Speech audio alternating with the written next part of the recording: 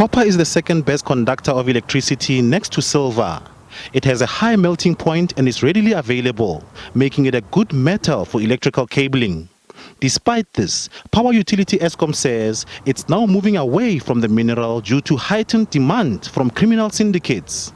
We are moving away from using copper because we have seen that it is quite in demand. So whenever we have any cable that has been stolen, we do not replace it with copper. With regards to technology, we do install vibration sensors in the cable so that if somebody tries to steal the cable, it could send a signal to our control room and we can dispatch security to investigate if indeed somebody is trying to steal the cable. In 2015, the legislature enacted the Criminal Amendment Act, which could see perpetrators sentenced to 30 years and private companies being fined 100 million rand for tampering, destroying and damaging the country's essential infrastructure. Despite this, companies and syndicates are not deterred. You get a business that is contracted by the government to replace cables. Within a few days later, the very business itself steals the cables back. Unfortunately, that form of organized crime is very big in South Africa. So the only solution nowadays is to put security guards, especially at the very valuable cable areas.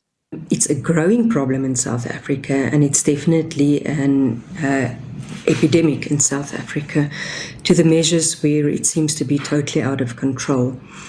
The reason for this is there is a thriving market in South Africa for cable theft and for copper, and it is easy money. And the existence of organized crime syndicates and their involvement in this crime cannot be underestimated.